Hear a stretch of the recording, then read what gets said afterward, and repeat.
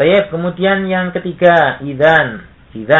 Idzan juga merupakan alat penasab. Biasanya dia diletakkan sebagai sesuatu yang sebelumnya merupakan ada suatu pernyataan, atau dia diletakkan sebagai jawaban dari suatu pertanyaan.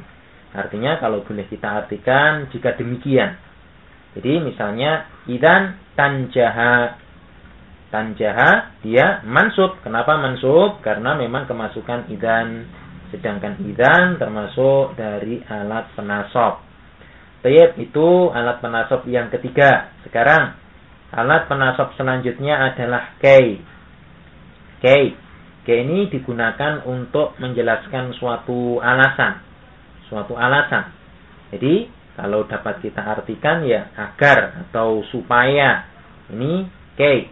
Contohnya misalnya kita buat kalimat ijtahid ya ahi kay tanjaha. Maknanya bersungguh-sungguhlah wahai saudaraku agar engkau sukses. Nah, kay ini diartikan agar. Kita perhatikan fi'il yang terletak setelah kay, yaitu tanjaha. Dia mansub. Kenapa mansub? Karena ya memang kemasukan kay.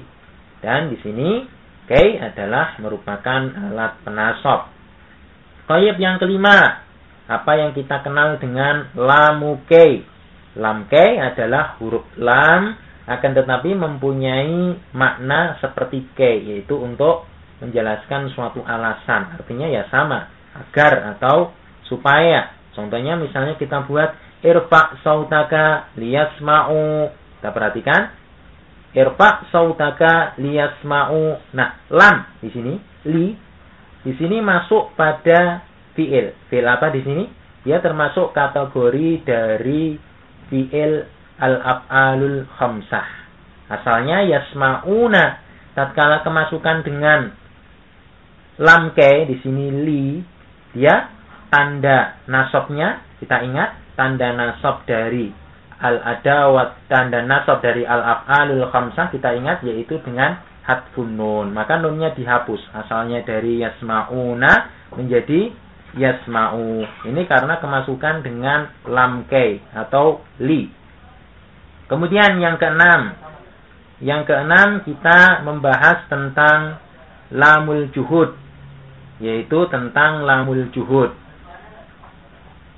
Lam juhud di sini digunakan sebagai bentuk pengingkaran, yaitu bentuk pengingkaran dalam suatu kalimat. Misalnya kita buat contoh, makanal muslimu liyaskhara akhahu. Artinya seorang muslim tidak akan mencemooh saudaranya. Pengingkaran bahwasanya seorang muslim itu tidak akan mencemooh saudaranya. Kita perhatikan li di sini. Li pada kata atau fi'il yaskhara, ya mansub karena memang dia kemasukan dengan lam juhud. Ingat, lam juhud dia biasanya terletak setelah makana. Jadi apabila nanti kita menemukan suatu kalimat di depannya ada makana, kemudian kita menemukan suatu huruf lam, maka biasanya dia adalah merupakan lam juhud yang dia mempunyai tugas untuk menasabkan suatu fi'il. Sehingga tatkala kita perhatikan di sini liyaskhara, dia bentuknya mansub karena sekali lagi dia kemasukan dengan lam juhud. Kemudian alat penasab yang lain adalah hatta. Hatta ini artinya hingga, ya, hingga atau sampai. Misalnya kita buat contoh di sini, la tatahaddatsu hatta yantahiyad darsu. Kita perhatikan di sini hatta masuk pada fi'il yantahi. Ingat, hatta masuk pada fi'il yantahi. Kita perhatikan yantahi ini asalnya dia adalah fi'il mu'tal. Mu'tal dengan apa? Mu'tal dengan ya.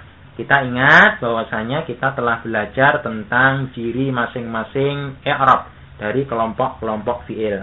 Kalau kita lihat atau kita baca bahwasanya ciri nasabnya dari mu'tal ya, fi'il ya, mu'tal dengan ya yaitu dengan fathah. Maka kita perhatikan hatta yantahiya ad-darsu. Dia menjadi bentuk nasab. Asalnya yantahi. Tatkala kemasukan hatta, yang mana hatta tatkala masuk ke dalam suatu fi'il, dia mempunyai amalan atau mempunyai tugas untuk menasabkan fi'ilnya. Baik, itu merupakan alat-alat penasab. Jadi sekali lagi alat-alat penasab ini ya perlu kita ketahui atau kita hafal untuk mengetahui bahwasannya suatu fi'il kalau kemasukan dari salah satu alat-alat penasab tadi, maka fi'il yang dia asalnya marfu', sekali lagi fi'il yang asalnya marfu' dia berubah menjadi mansub.